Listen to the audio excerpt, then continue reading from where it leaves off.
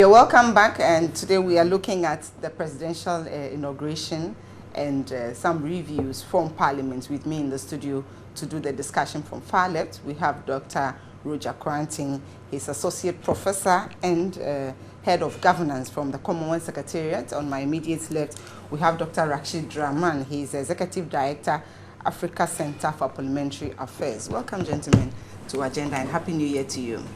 Same to you. Thank you. We'll start with you, Dr. Kranting. The inaugural speech, what's your impression about the inaugural speech that was delivered by the President this morning? The speech was well delivered, as expected. One of Nana's strengths, he has many strengths, but one of his strengths also is delivery, and of course, we heard some people talking about the long speech, but I think it was about 25 or so minutes, which was okay. But the speech was, he laid out, apart from the thank you and all that, he laid out some of his thinking. He gave us a tone of how his presidency is going to be. Particularly, he was talking about every Kenyan have to help. He said his administration would like to count on all Kenyans to do their quota, so that together we build. And I like that we approach, instead of I'm going to do this. He said we Kenyans, we have to do that.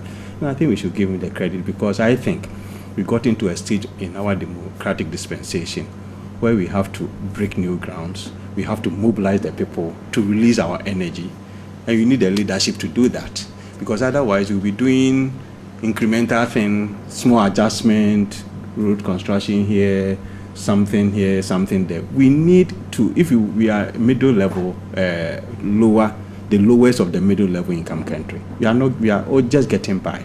For us to get to the middle and upper, we need to do things differently. And you need to count on all Ghanaians' effort and energy. We should get ourselves busy developing our country. And I think if Nana can release that energy, the resource Ghanaians have, the power in terms of the human capital. And I think he was trying to make that point that everybody has to be on deck. We need that leadership, we need that motivation, we need that drive, the job creation, the development of our country. Because I think we are able to set the gold standard. And now it's world, around the world, Ghana is now noted in, when it comes to good governance, democratic credentials. They are saying that Ghana's is gold standard for if not Africa, for some of the world, because of the way we have comported ourselves. We transfer power from one administration to another administration. So if you listen to CNN, BBC, everybody is talking about the gold standard Ghana has. And I think it's something that we should safeguard. I keep saying that every country has something they safeguard, they are noted for, or internationally you should have a comparative advantage. I keep saying that in Africa, in the part of the world, in Africa, Botswana is known as the country which is least corrupt, and they safeguard that. Ghana, we are noted for our democratic credentials, and we should uphold and safeguard that. And now that internationally we have been noted to be the gold standard for democracy and good governance, I think we should safeguard and protect it, because that gives us our standing among modern nations of the world. And therefore, Nana alluded to that, and I think he keep assuring Ghanaians that he will fulfill all his promises made. He says, I'm not going to disappoint you. Yes, he said so. And that means that he knows exactly what he's doing. Now, of course, he had 40 years in the political process. So I think he has gotten enough time to think, to assess, to analyze as to how he can lead Ghana to that glory land. Thank you very much. We've also been joined by Professor Bafua Jimendria. He is a former senior governance advisor to the UN mission in Liberia. Welcome, Prof, and Happy New Year to you. Thank you very much, and Happy New Year to all of you. Yes, and Dr. Draman, your impression about today's inauguration and the the inaugural speech? I think the inauguration made all of us proud. I mean, it was a moment that every Ghanaian felt proud to be Ghanaian. I mean, we saw a very peaceful transfer of power, which is a rarity in some countries, even in this region of ours. We saw a consolidation of our democratic processes, and we saw, I think, someone who has waited for a very long time. Some people describe him as maybe the only president in our history who has prepared for this day. Some of them were thrust into the presidency by accident, and some were plucked from obscurity and, I mean, placed in limelight and so on. But this is one person who has fought over the years and who has some history of maybe some presidential blood, if you want to call it that way. I mean, coming to the speech, listening carefully to Nana, I heard a speech that clearly defined a plan for our country. In that short period when he addressed the nation, I could see a vision that was laid out in terms of where he wants to take the country to. He expressed some disappointment because, and I share that, and that disappointment is this, that our country shouldn't be where it is today after 60 years of independence. With all the resources, human and material, that we have, we shouldn't be where we are today. We shouldn't be comparing ourselves to countries that are third world countries. I think we should be today comparing ourselves to the likes of Korea, Singapore, and so on. And I mean, I heard that disappointment in him, and I heard him placing on himself the challenge of making sure that, you know, this very big disappointment will be addressed, because he mentioned some of our founding fathers and said that if they came back today, they will be disappointed in terms of where our country is. I also heard in the speech one of the most gratifying lines, if you like, maybe because of the nature of the work that I do, working with parliaments. I heard him say Parliament should claim its space and exercise its oversight responsibilities. I know in most countries, traditionally, you would find it very difficult for the executive to be willing to submit itself to the oversight of the legislature.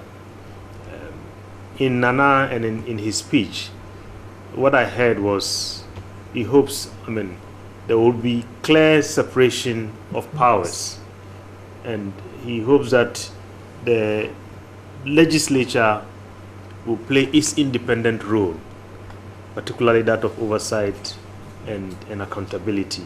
And I hope, because over the years, one of the big challenges that we've had in this country is that fusion between the legislature and the executive, and that has accounted for, if you like, sometimes a weak oversight and some of the challenges that we see in getting our members of parliament to be up and doing, and to ensure that they provide effective oversight, particularly the control of the national purse. You can't do that if you don't have independence, if you don't have, I mean, you can't do your oversight work effectively. So I think for me, these were some of the highlights of the speech. Of the speech.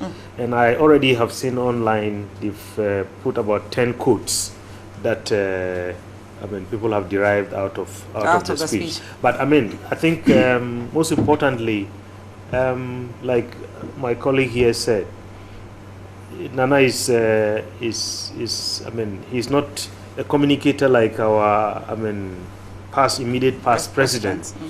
But I think you can't take it away from him that whatever word comes out of his mouth is one that is carefully thought of and one that has a lot of weight. Prof, well, what's your impression?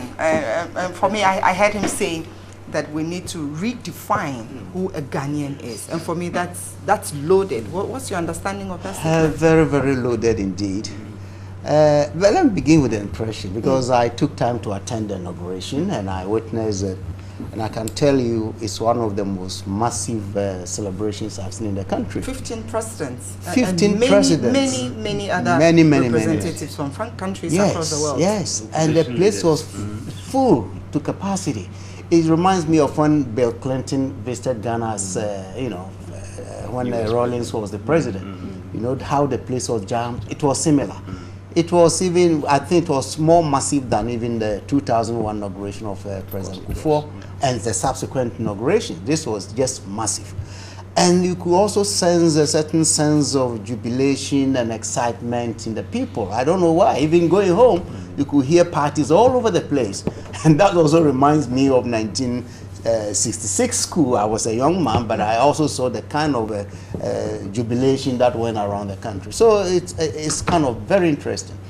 And if you add that excitement with the speech that was given by the president, then certainly you have to begin to do deep reflection that something must be happening to the country. Something new is about to happen. As my colleagues have said, it was a very well-crafted speech, loaded. Every sentence, you have to take time to digest it. How he was able to put so much thought into such a short speech of 30 minutes, I think we need to examine that. Yeah. And there are so many things. You are just picking on the issue of who is a Ghanaian or how citizenship ought to be. And you see, frankly, I don't know the last time any leader of this country raised that issue with citizens. Talking about citizenship, what does it mean? I don't recall any of our leaders in this republic. So I think Nana Akufo-Addo is really going to take us on a very interesting journey. First, challenging us to redefine ourselves, what a Ghanaian ought to be, which means the attitude that we have that apparently sets us back. We need to look at our attitudes. And not only that, the responsibilities that we must have as citizens in contributing to the development of the country. Again, he said it clear, talking about decentralization. He even talked about the collective good, that how by so doing we allow everybody to participate. So there are so many things. Asking about public accountability, that you ensure there is due diligence and value for money in projects. If you want money, don't join my government. Go to the private sector. Go to the private sector. And this is not the first time he said it. He said during the campaign and even before announcing names for his cabinet, he said the same. So I think he's serious with that. And if in fact he's able to act this out as president, then praise the Lord, we're going to have a real change. How people are getting into politics for the sake of amassing wealth, which is a setback for development, because any penny you take from the public coffers, you deny something for the whole nation. So I think overall, it's a very interesting, very thought-provoking statement that we need time to digest fully. But there are so many comments I think we can make about the speech. Certainly, it's one of the most brilliant pieces I've heard in a long time. The jubilation, the excitement raises the issue of the expectation. High expectation, and he constantly keeps saying, I will not disappoint you. We're going to fight corruption. The private sector is going to lead, and we need everybody to rally around the flag. These are heavy words, and high expectations have been raised. Is he able, looking at how things are panning out, to deal with all this? Yeah, you take the man by his word. I mean, if he has said one or two of this in the passing, we could have said that, like Donald Trump say all kinds of things. He consistently has been you could see he has demonstrated what I would call consistency in character. You know, that means that he consciously and intentionally maintained those words. And for me, it indicates somebody who meant business. Because if he didn't mean it, if it's just a slogan to get power, he will stop you making those utterances. So for him to continue to any opportunity that he has to speak to the public or a constituent, whether it's the AGI, whether it's the whole country or his inauguration, he mentioned those things. That means that he meant it and he's going to do it. So the expectations the people have are legitimate. Call it legitimate expectations. Very high, very high. Very high, you know. But for me, the most interesting part also is that I think Nana's coming into the office has also unleashed certain Ghanaian internal, what I call energies. If you look around, why is it that Nana comes around enough? I realized that even some of the NDC guys were complaining that why is it that Nana comes around and prices have been goods of prices have been reduced, as if you were trying to sabotage us because when you were in power you didn't do that. So he has, you know, it's voluntary. People decided that let's reduce our goods, our prices for people to buy.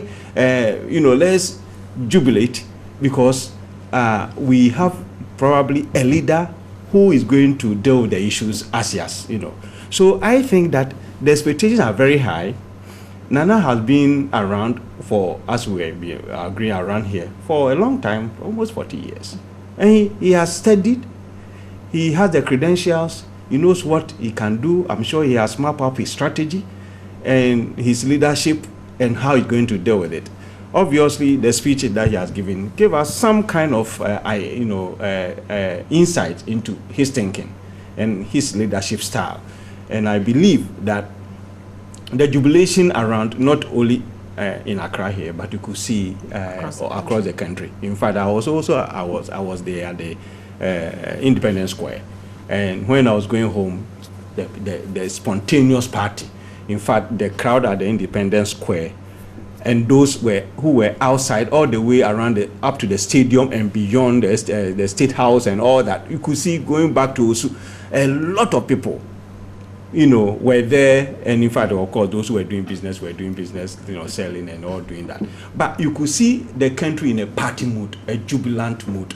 And for me, that's a good sign. It has brought all Ghanaians together.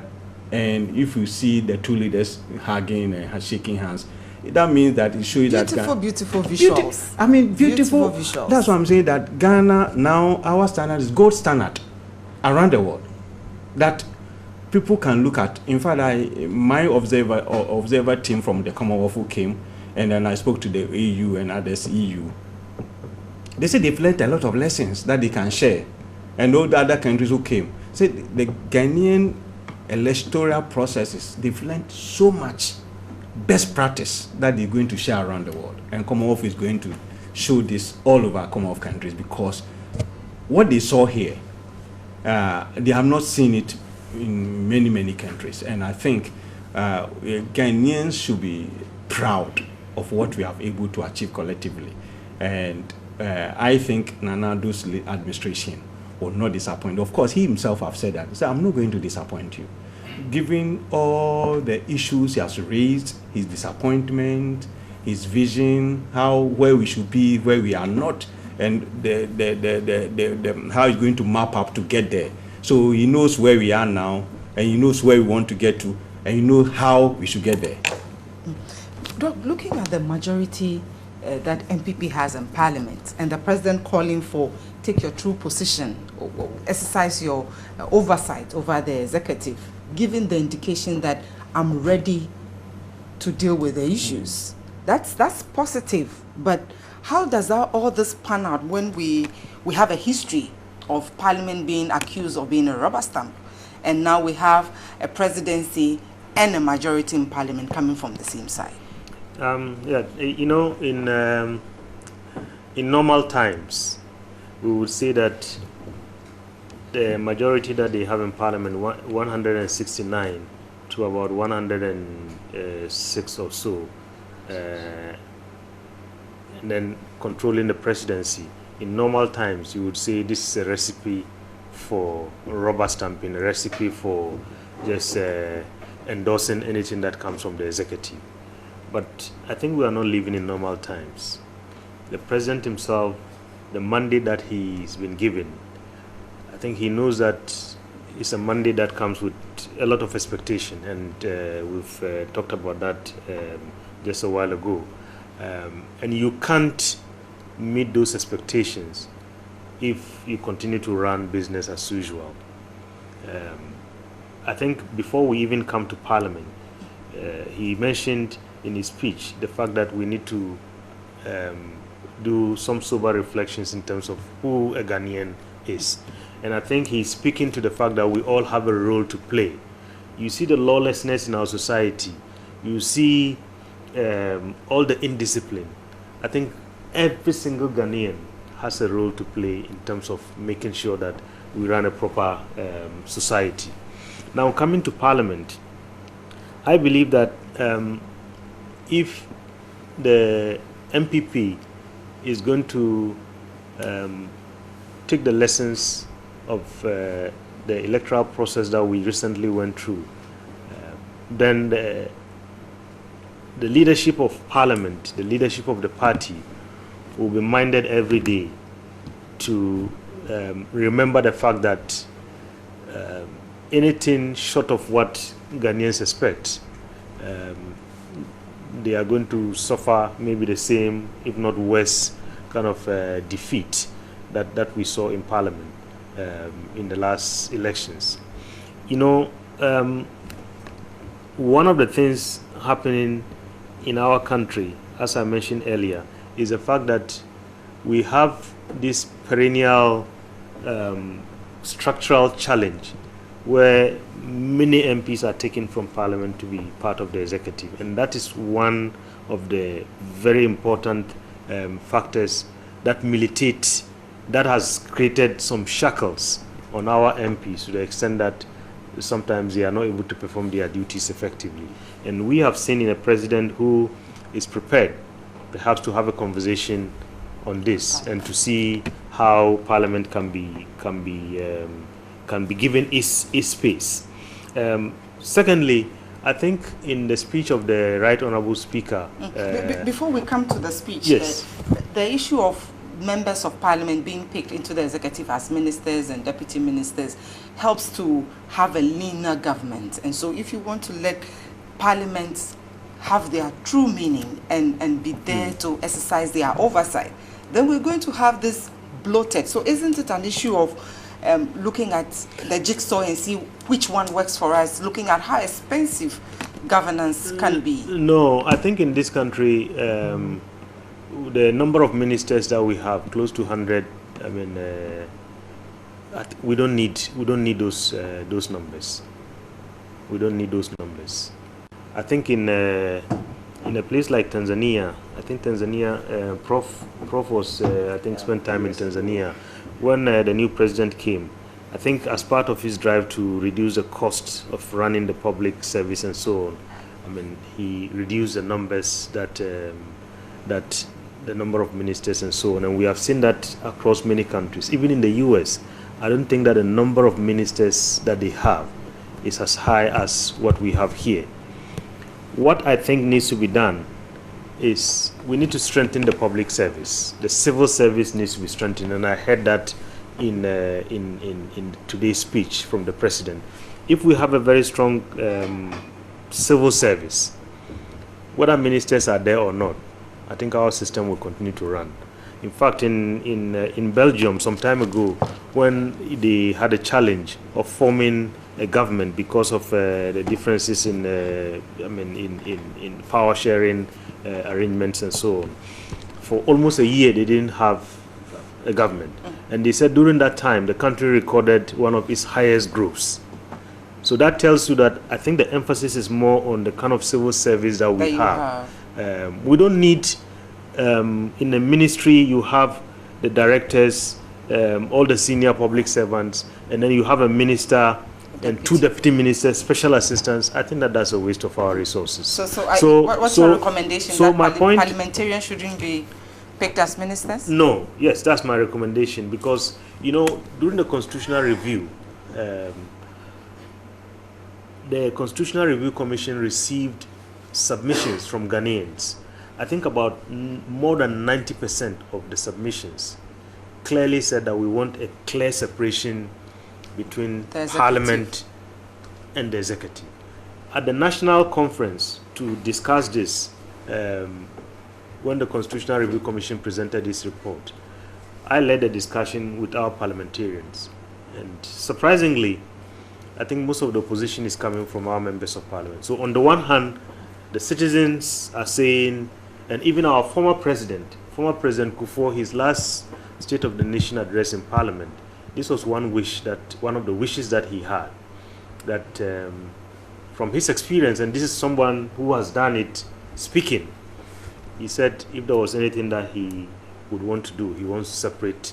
Because, you know, I'm sure ministers, the situation you have is, I mean, they are parliamentarians first and foremost, then they are ministers, and then you see their allegiance tilted more towards the executive than the legislature. And that is why we are continuing to have a legislature that most people describe as not performing to its optimal, mainly because of this. Let's get a Prof view about the Prof. The president's speech clearly says, Parliament, take your role. But throughout his campaign and the speech delivered at the inaugural ceremony, do you get the impression that he's thinking around this, cutting ministers and empowering civil servants and all that? We don't get that sense throughout the campaign and leading into the inaugural speech.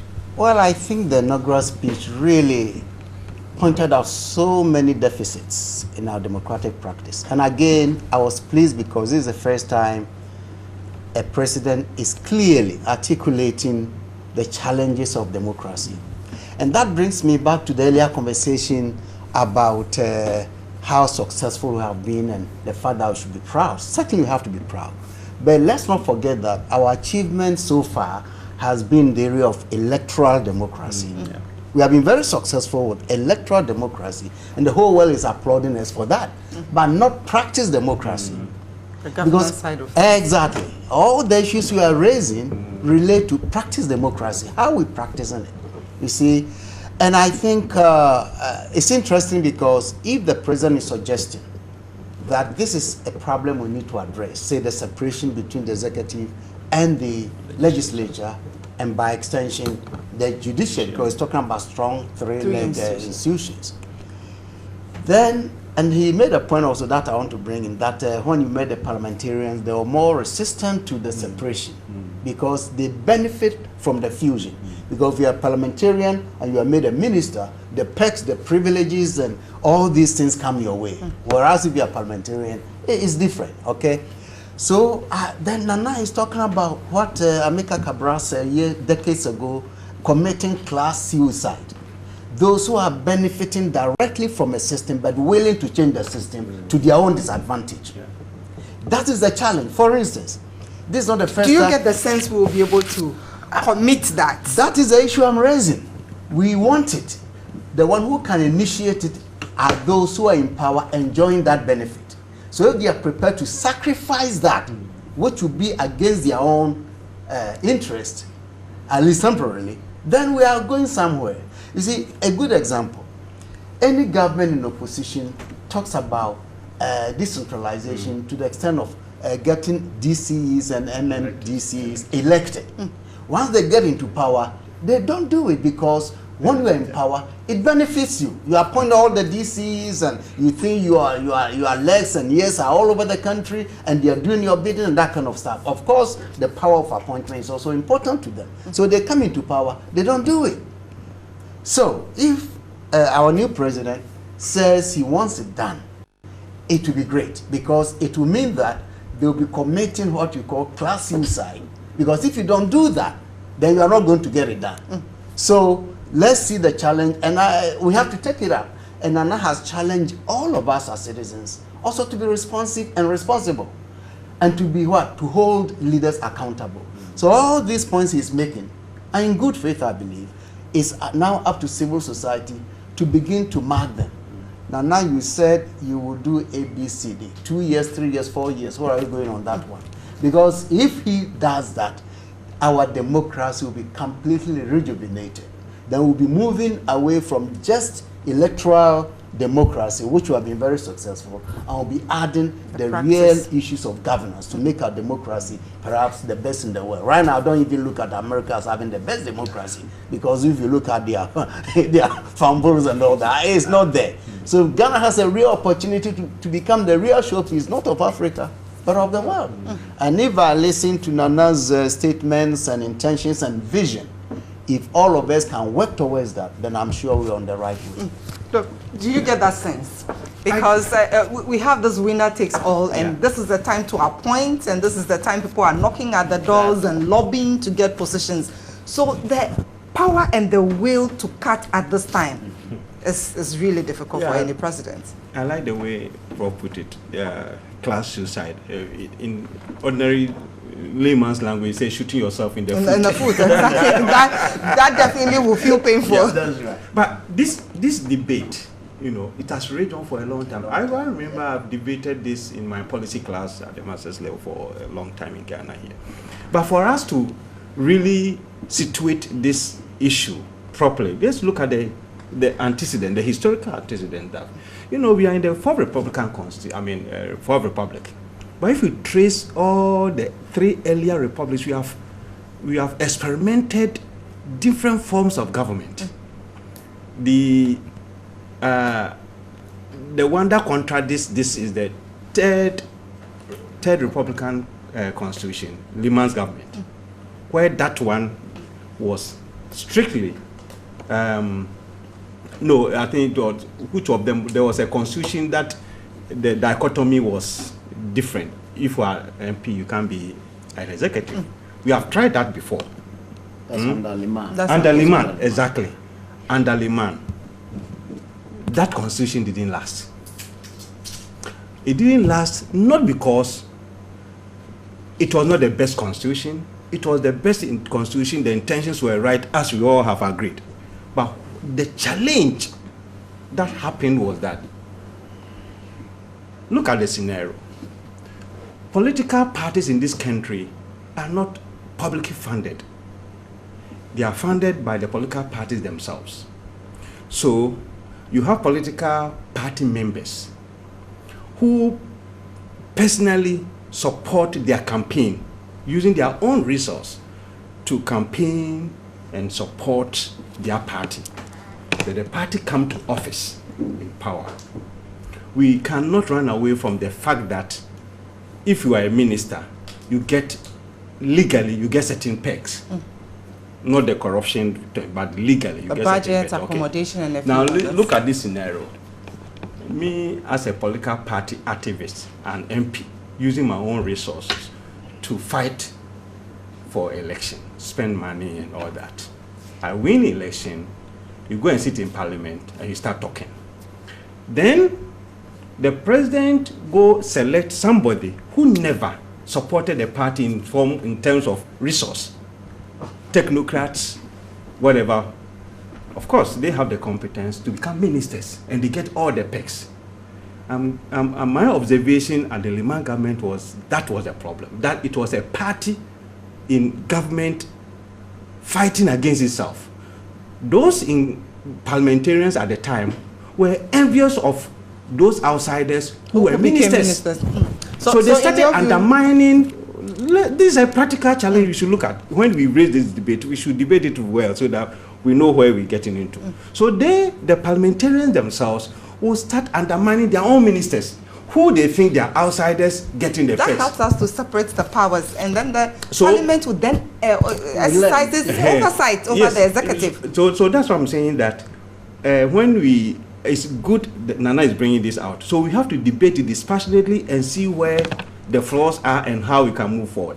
Because it was a party at war with itself, because the MPs who have spent money and resources are in Parliament, they don't have any access to ministerial position, nothing, and they have to nurse in their own. And then these ministers who are outsiders enjoying the perks. So the 4th Republican Constitution took that one into consideration. And then he said, the Constitution says that you should appoint some of them into ministerial position, I think 50+1 or whatever of your appointment. And that is not very different from what we see in, say, UK. UK, the same thing. All ministers or secretaries are MPs. So the issue have come again to the floor. I'm saying that these are not old issue. What we need to do is that, yes, the separation is important, because the government, the legislature, really have to exercise its oversight, functions over the executive. But we have to find a way of not making a political party in office at war with itself. Where, so again, it will touch on how do you finance political parties. And that's a debate that has been going on for a very long time.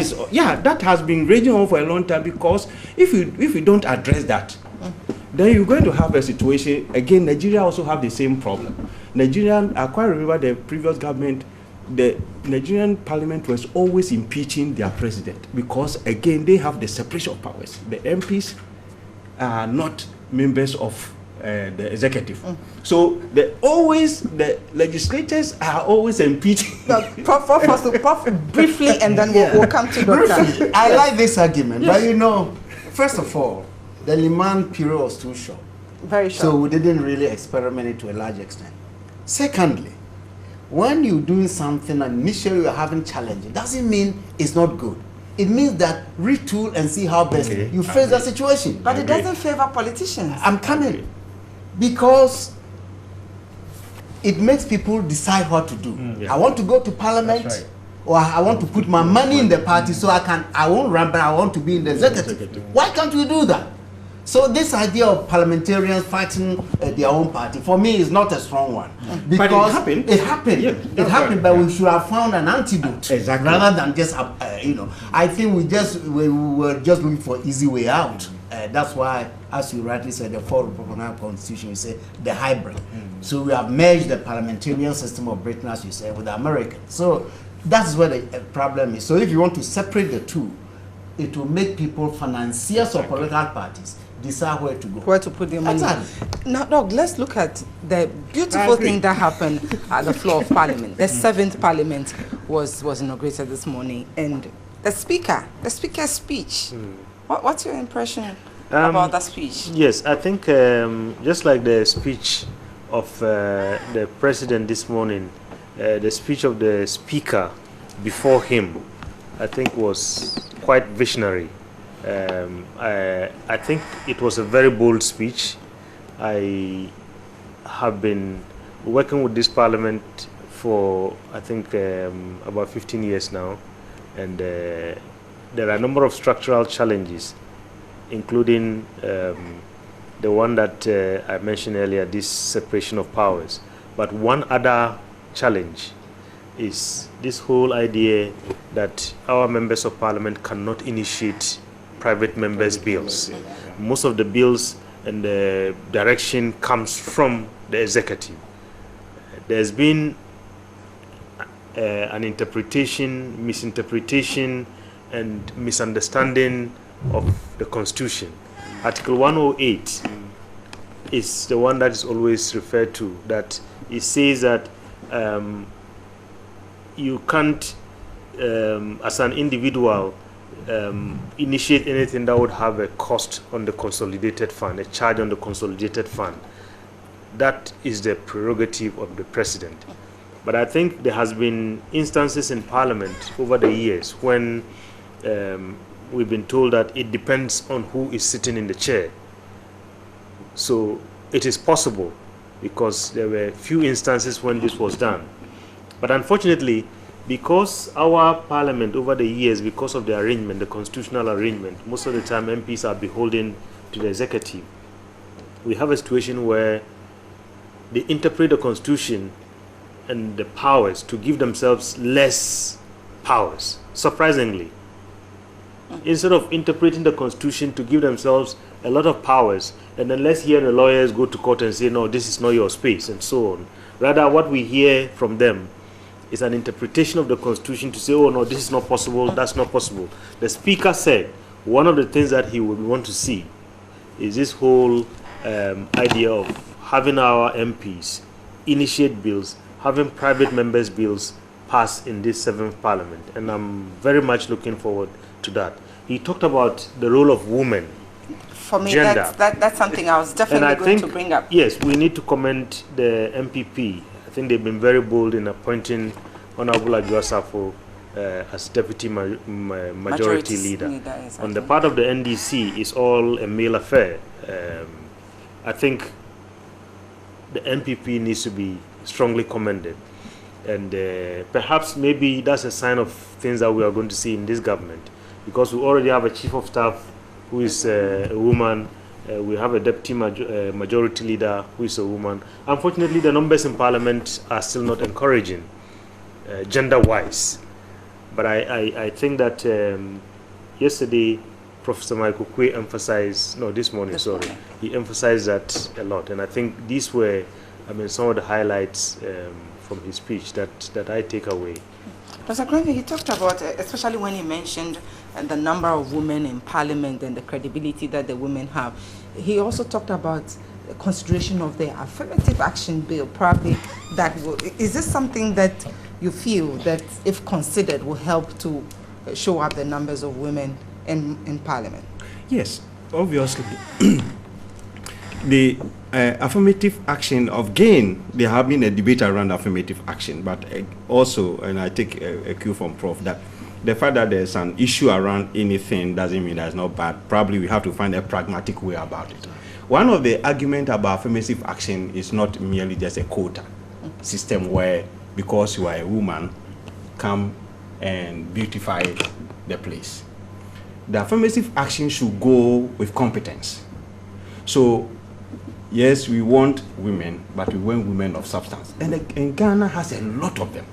We have a lot of very qualified, competent women that we can use, because if by way of our tradition and the way we organize our society, women are not be able to meet the quota in terms of, say, Parliament.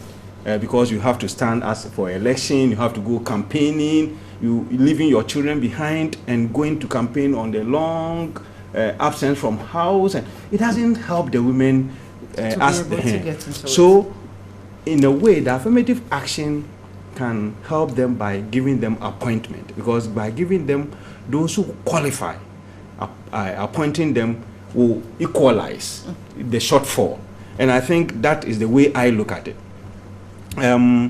Again, not only in Parliament, a lot of studies have shown that even if we take public boards and senior public servants and civil servants, so women are very, very, very, numbers are very low. Again, I look at the Constitution, he was talking about 1/3, particularly the decentralization. Yeah, we can look at that. But what the argument is that for appointment, you don't need election, where the women are disadvantaged. So if you make a conscious effort to appoint more women, that would represent a true arrival of democracy. Round it up for me, we have very little time. So moving forward, what would you want to see in a few words? Yeah, so moving forward, my proposition is that the government should really go for the affirmative action by appointing competent women. And Prof, give us your take home. In moving forward, what would you want to see? On the same issue? Yes. we have just 2 minutes I know. to go. Well, the beauty of democracy is that it's not a straitjacket. Every democratic society has the right to determine how you practice it. It's different from the theory, the universal principles that everybody should uphold. So if we are faced with the challenge of women representation, the appointment, you said, I agree, but the appointment should be such that they are not in positions. Exactly. For instance, you can ask specific women groups to select their own person to represent women. So I don't expect government, or for that matter, any male, to be going around appointing women to places. You should give it to the women to select their own. And that would be an interesting innovation to such a time that when we think women have gained certain level of men, then maybe that could be taken away. So yes, I do agree upon but we have to be careful how we made it. The final point, if I should, is that if you listen to the speaker's address this morning and add it to the president's address this afternoon or morning, it's very interesting because both of them seem to be proposing innovations in governance.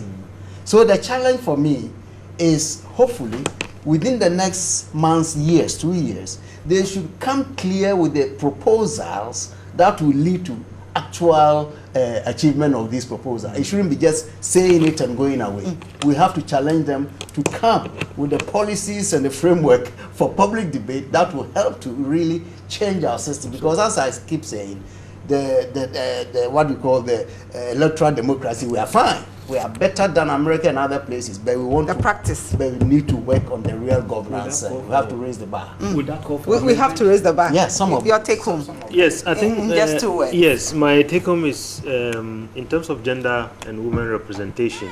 I think the East African example, Eastern and Southern Africa, perhaps can give us some ideas. In Eastern and Southern Africa, there are special seats for women. So in Parliament, I mean, those seats are reserved for women. I mean, whilst I agree that the issue is not about quantity, it's about quality. I think if you combine that with the whole idea of letting women's group select their own, then we'll do fine. Then I think that will do fine. We'll do fine. Yeah. Thank you very much. Amendment. I think a lot of these things will call for amendment of the Constitution. And I think you didn't end there. I want to end there for you. Okay. One sentence. Yes. I think by the next 2 years, the government should categorize all the issues that need to amend, because it's about time we look at our constitution and amend it. Thank you. Great. Time we look at our constitution, we need to practice the successes that we've chalked in electoral democracy and practice it in governance. My guests have been Professor Bafuaji Mendria, Dr. Roger Cranting, and Dr. Rashid Rahman. Thank you very much. This is a new year, and so we have high expectations, new presidents, new parliament, and the expectation is high. But let's remember what the president called for. Let's rally around the flag. Let's redefine who we are as Ghanaians. My name is Deborah Kwabla. God willing, next week, same time, we'll bring you another show. Enjoy the rest of your weekend, and Happy New Year to you. Bye.